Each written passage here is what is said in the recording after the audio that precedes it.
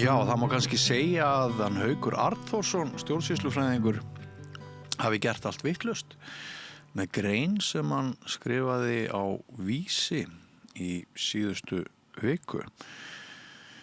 Hún ber hógvært nafn, ábending til þjóðaröryggisráðs og ríkisstjórnarinnar, en hann má segja að einhvers konar snjóhengja hafi farið af stað í kjölfarið og við viljum að fara yfir bæði greinina, efni greinarinnar og viðbröðin núna og eftir. Hann komin hérna til mín, hann Dr. Haukur, vertu velkomin. Takk fyrir. Það nú ágætt venja í útvarpi og sjónvarpi þegar vitnað til greinar í upphafi samtals eins og við ætlum að eiga, að gefa höfundi greinarinnar bara kost á að endursegja kjarna greinarinnar með eigin orðum, þannig að ég ætla bara að byrja á því, að gefa þér kost á því að endursegja kjarna þessara greinar. Já, takk. Já, í raun og veru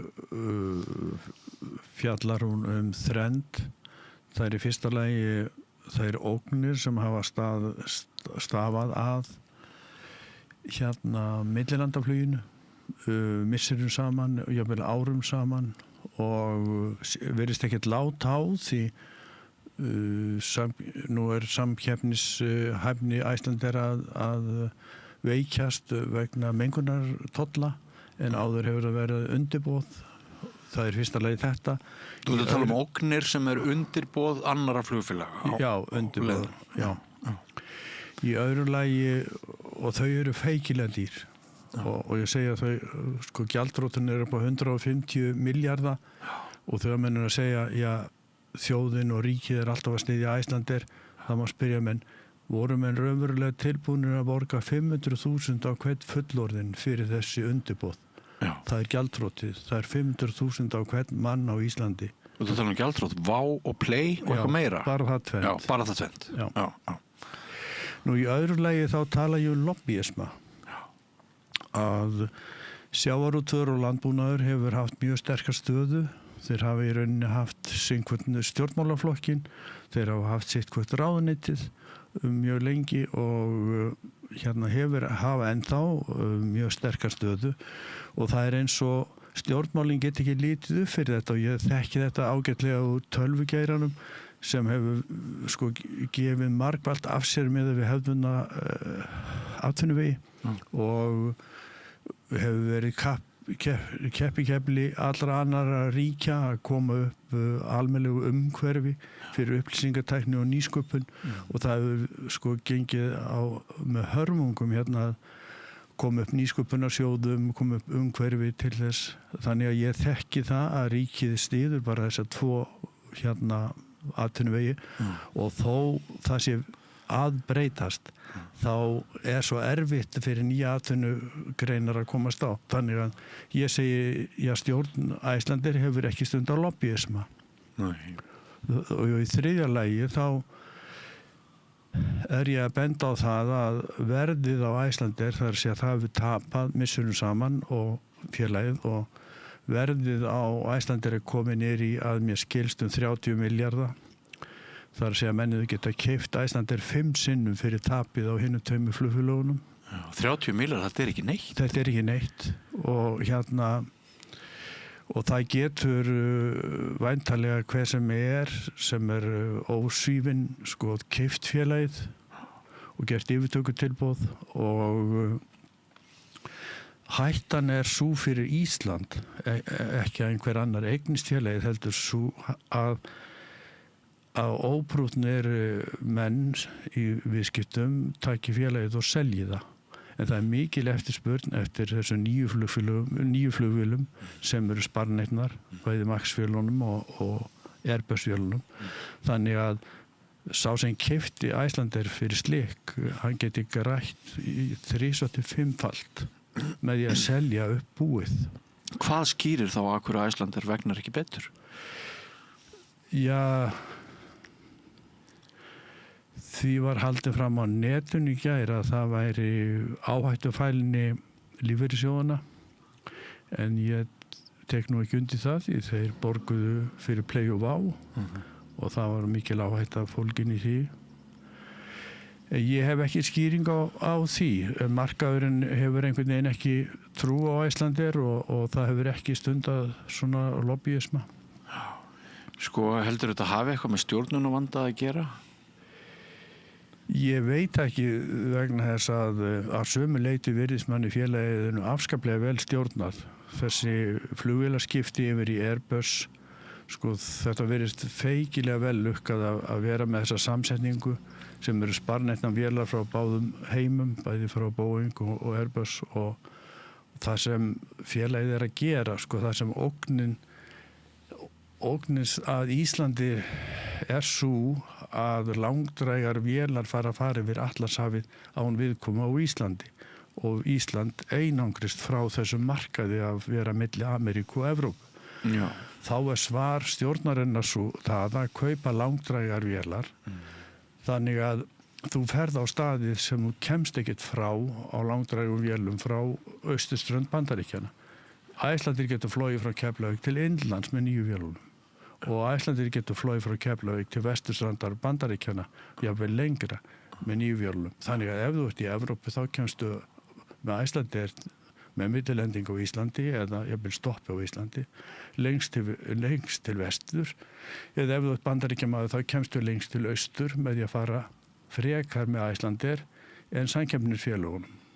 Þannig að mér finnst stjórnin hafa sýnt mikla framsýni og hafi í rauninni staðið sig vel, en hún hefur ekki stundað þennan lobbyisma sem þarf fyrir farsælt fyrirtæki, vegna þess að stjórnvöld verða alltaf að spila með.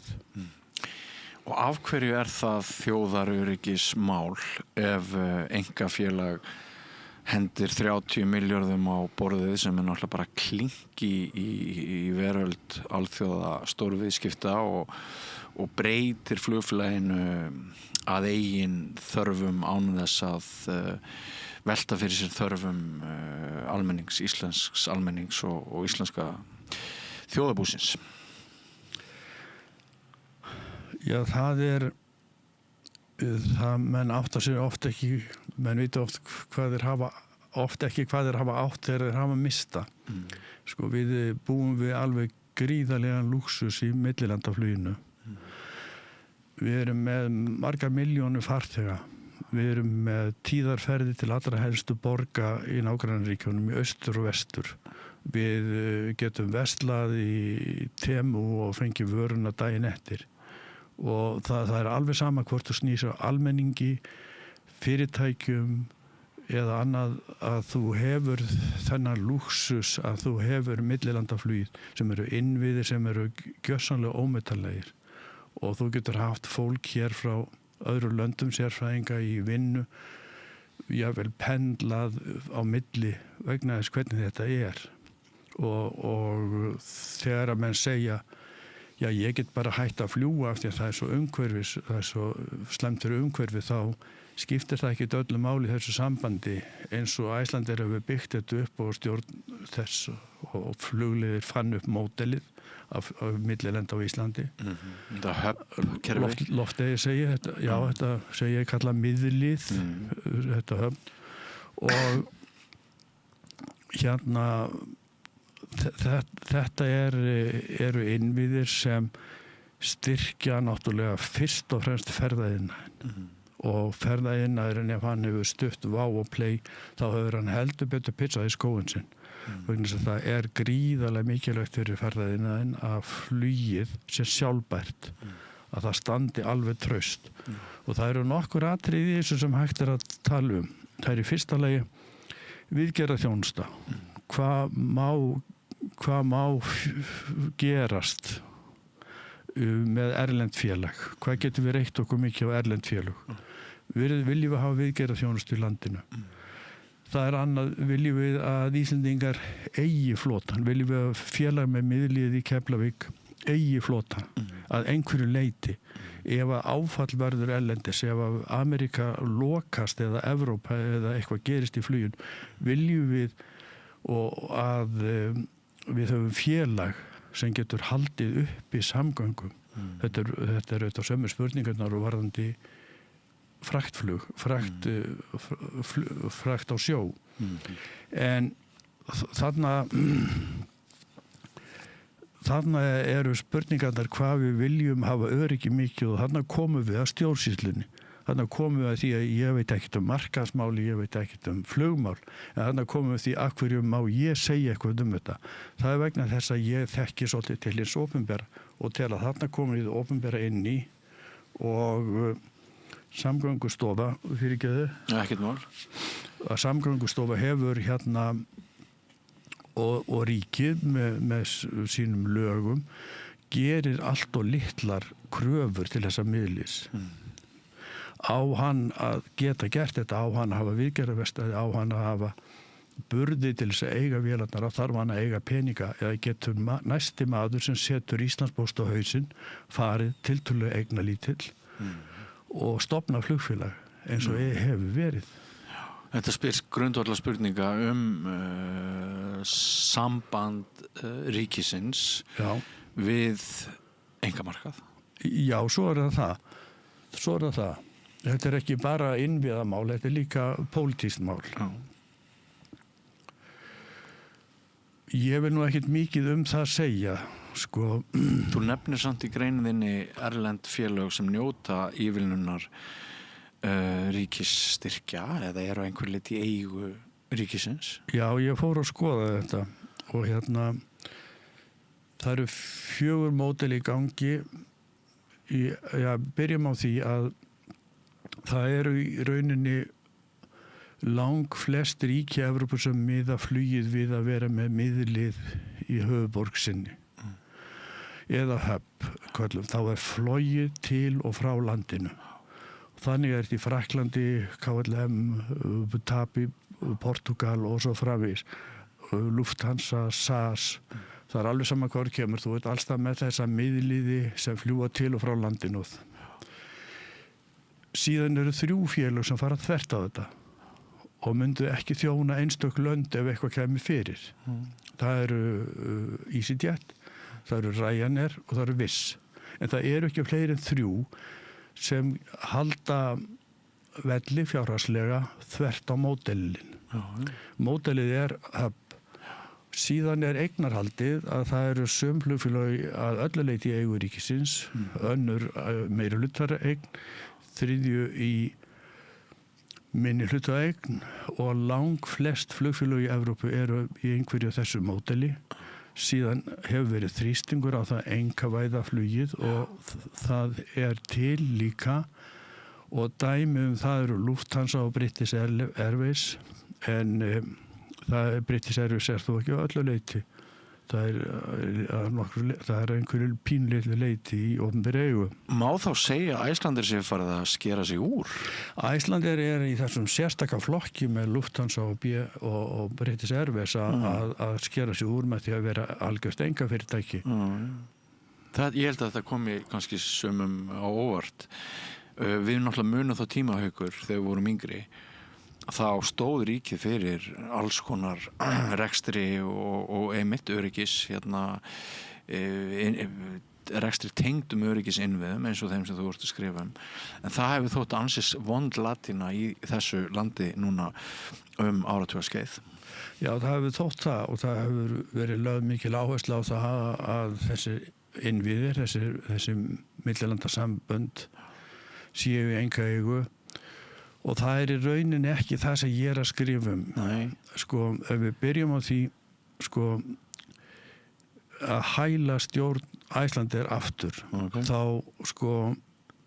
þá hefur hún og getur gert og hefur kannski einhver lítið hugsa fyrir.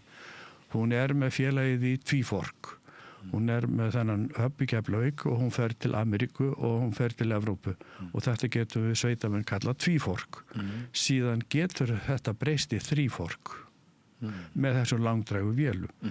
Nú er Icelandair komið vélar sem fljúga til Kóreu, Suður-Kóreu, Japan og Kína og þú getur flogið yfir pólinn. Þá er þetta komið þrífork. Þetta er eitthvað sem engin annar getur. Þannig er gríðalegt markaðstækifæri. Þetta er líka fyrir siglingarnar. Það er hægt að búa til þrífork þeir eru með tvífork. Þannig að Það getur vel verið og ég ekki að tala að Íslenska ríkið eigi að kaupa í beint, ég ekki að segja það beint, ég að segja að það þurfa að vera eðlileg samkeppnisskilyrði og við erum þannig staðsett að við eigum að geta flotið ofan á þessu en við þurfum auðvitað að gera þau á kröfu eins og ég var að segja á hann til félags í Keflavík að það hafi burði til þess að nýta tækifærin og ég á nú eitt ósagt í þessu sem það að ef þú ert mikið að leigja vélar erlendis frá eða hagar eins og ferðarskrifstofa eins og Vá og Play í rauninni gerðu og versla við erlendar starfsmannaleigur og svona og semja ekki við Íslendinga og allt það. Ég meina þá hefur bara þann möguleika að fyrirtæki út í löndum setja Íslandi stóli fyrir dyrnar og segja við erum með neyðarákvæði í samningnum og þið fáið ekki meiri flugvélar ef þið hættið ekki hvalveiðum eða ef þið gerið ekki eitthvað. Það sjálfstæði okkar og öryggi byggir mjög mikið á því að þetta sé íslenskt félag með sterka stöðu og eigi vélarnar. En ef við göngum lengra heldur en þú kannski hefur viljað gera og göngum lengra en greinin þín og spyrjum reynlega, við erum búin að það mjög langt síðan við sáum einhverjar hagnaðartölur íslensks félags sem að reyna að stunda millilandaflug hérna. Þú ert búin að tala um mikilvægi þess. Við þurfum þetta öryggi. Við erum einangruð og viðkvæm í ljósi hnattstöðu okkar. Það eru þessar mengunar álögur sem eru á leiðinni, ETS-kerfið, sem mörgum finnst að Ísland njóti ekki sannmælis vegna þess að þú getur ekki hvatt Íslendinga til þess að taka lest frá Keflavík eða Reykjavík til Kaupmannahafnar eins og þessar tilskipanir voru svolítið hugsaðar innan Evrópu á meginlandinu og þetta veit ég ágætlega þegar ég skrifaði hverja forsíðufréttina á fætur annari þetta fyrir mörgum árum.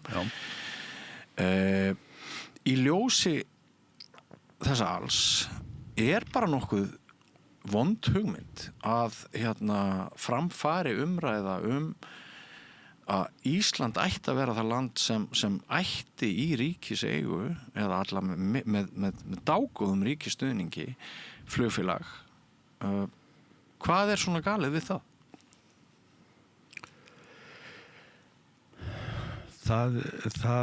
Þetta nú spurning sem þú ætti að spyrja markaðsmenn en þú getur spurt mig svona sem stjórnsýslufræðing og ég byrjum á markaðsmönnunum. Í fyrsta lagi þá verðið á Æslandi þannig að það eiginlega óhugsandi að Íslenska ríki myndi tapa á því að ganga inn í félagið. Það á því verði og það gæti verið öryggi í því falið að Íslenska ríki gerði það núna jafnvel þótt að hygðist selja þegar búið að setja eðlilegar kröfur á það hverjir geta komið inn í samkeppni.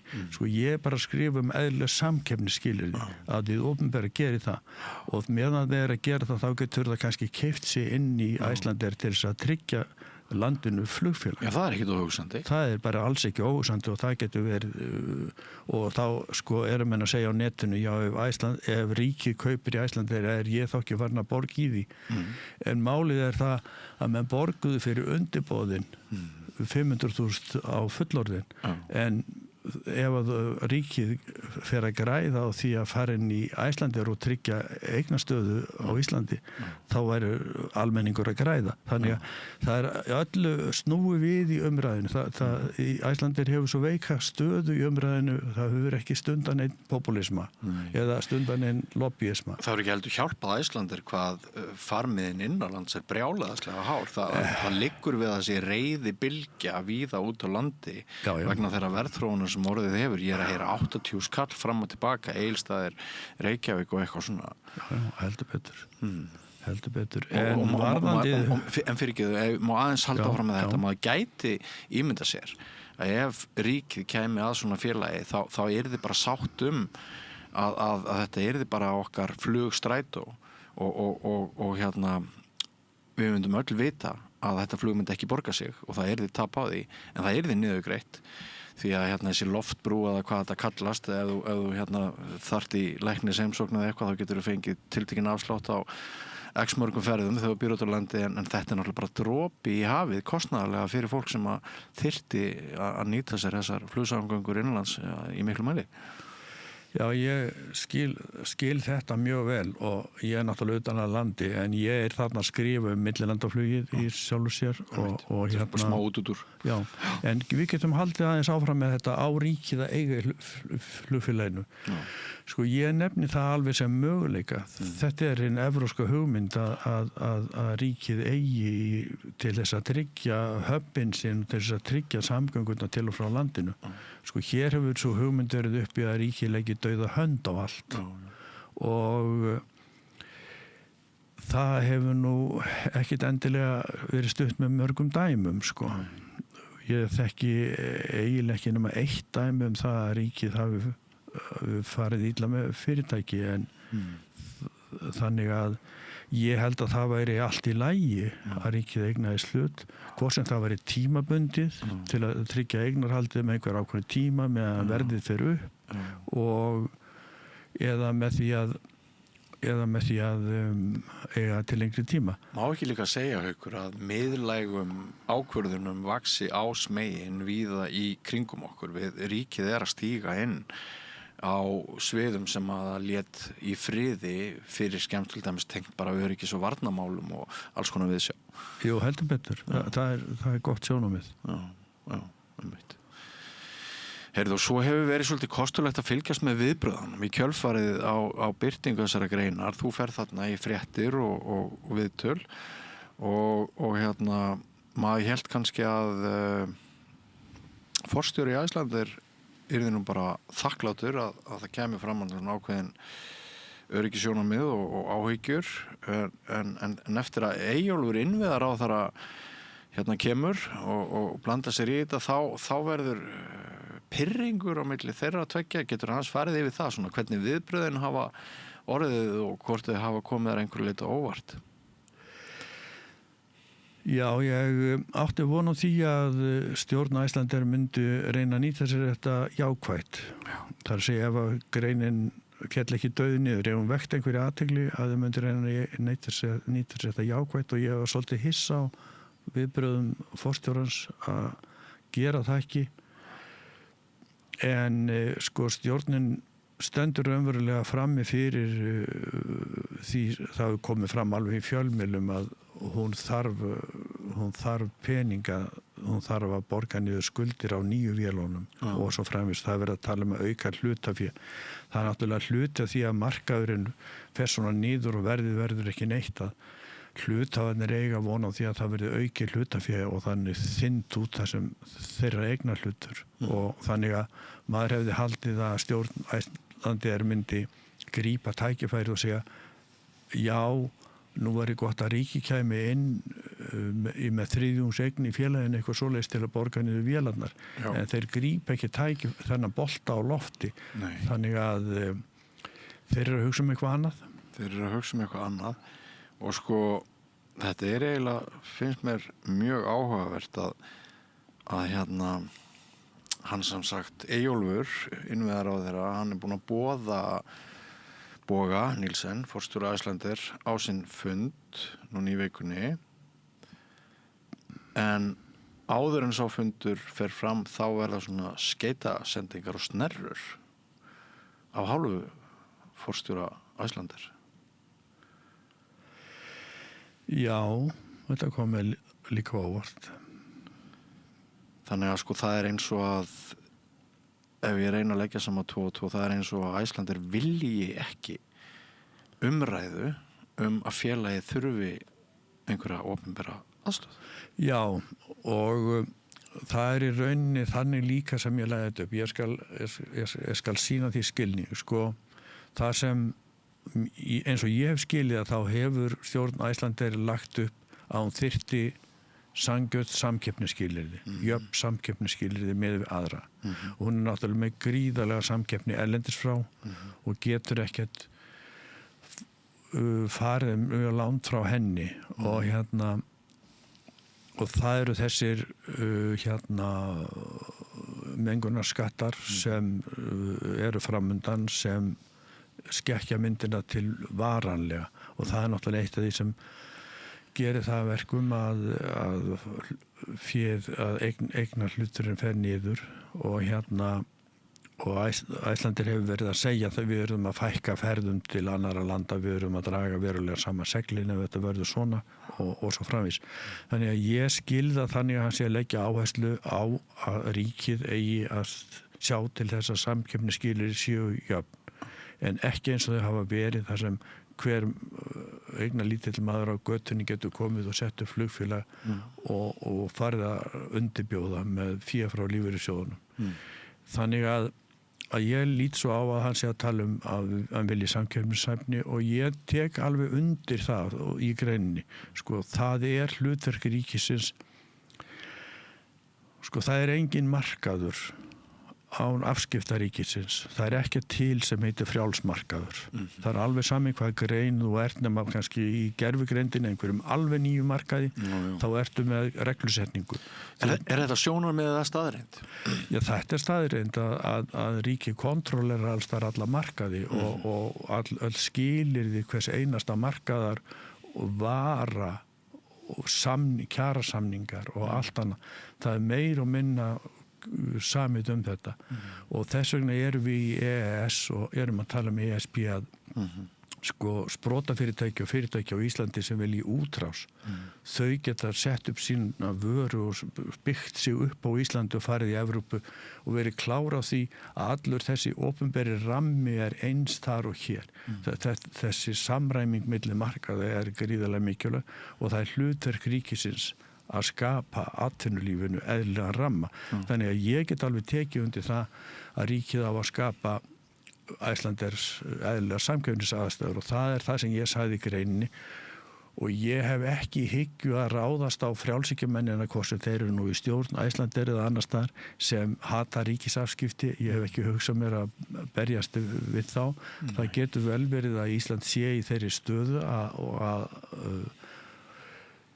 sem landfræðilega til dæmis í bæði flugi og siglingum eins og ég var að nefna að það geti rauninni farið frá tvífork í þrífork og verið alveg einstaklega stöðu og þetta hafa til dæmis þjóðverjarnir séð sem hafa hugsað sér að búa til höfn í Finnafirði hafa hann að nóga langt frá Reykjavík þannig að það yrði engin margveldisáhrif á Íslandi og sigla til Asíu og gegn Norðurpólinn og fara svo beint til Þýskalands. Þannig að þeir átta sig á því að það að hafa höfn á Íslandi gríðarlegt tækifæri og þessi Finnafjarðarhugmynd eitthvað sem að opinbera þarf að slá af vegna þess að höfnin á Íslandi þarf að vera þannig að það nýtist innviðu þjóðarinnar mjög vel og það séu íslenski samningar við fólk sem þar vinnur og svo framvegis.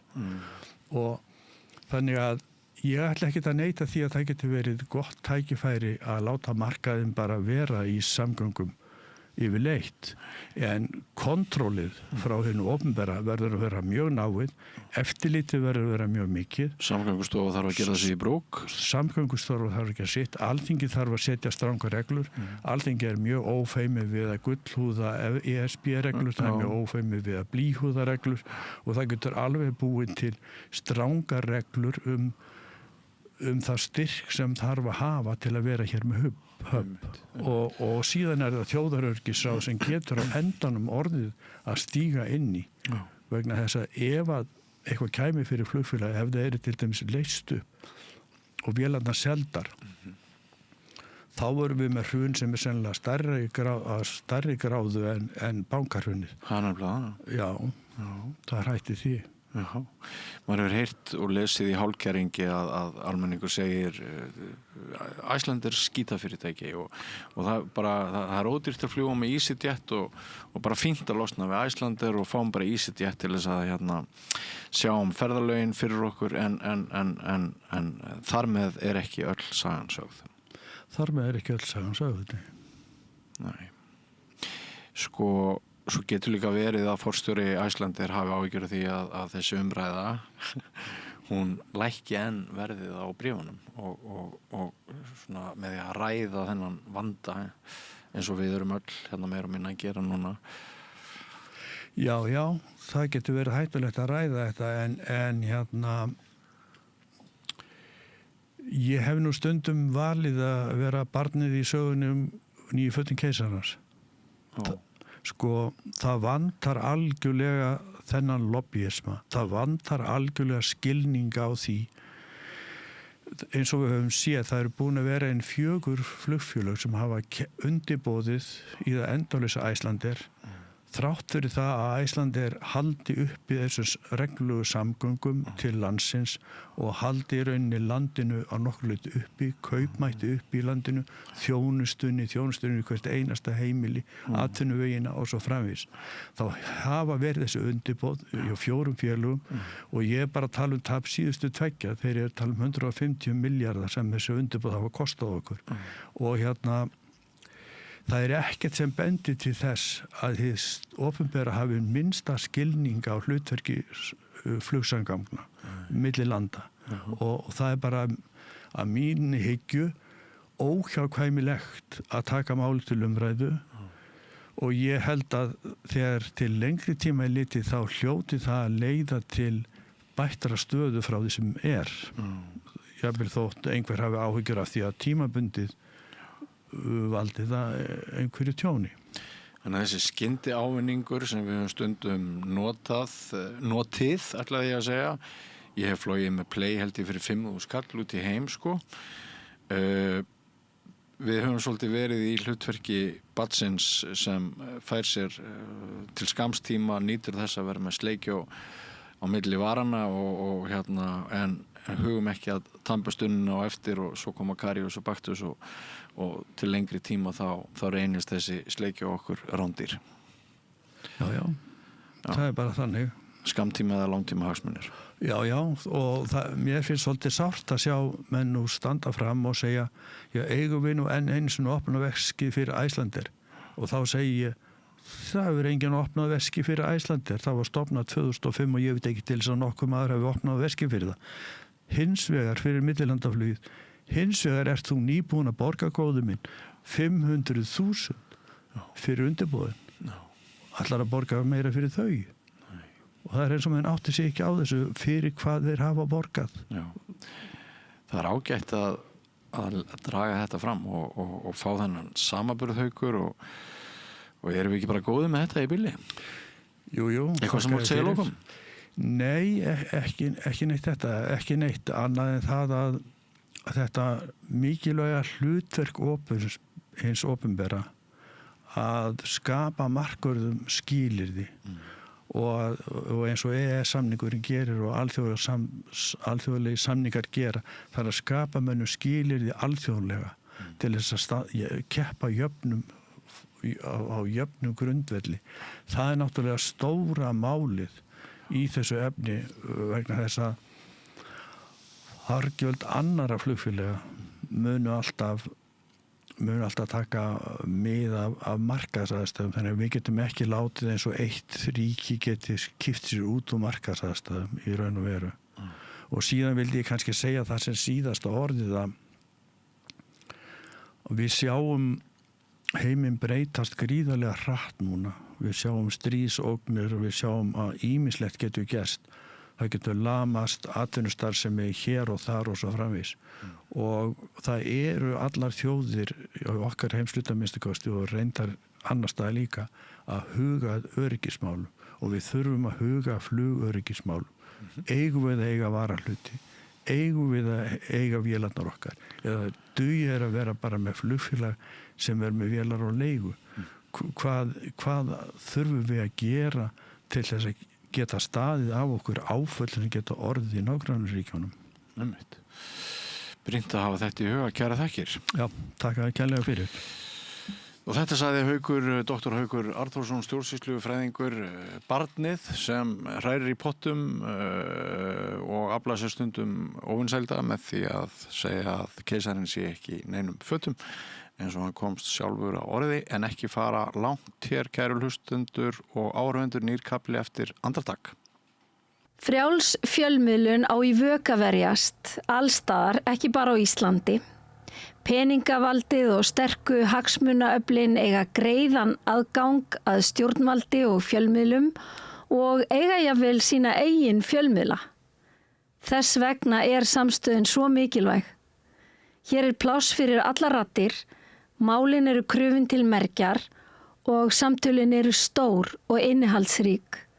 Samstöðin er mikilvægt lýðræðistæki. Ég heiti Kristín Helga Gunnarsdóttir og ég styð samstöðina.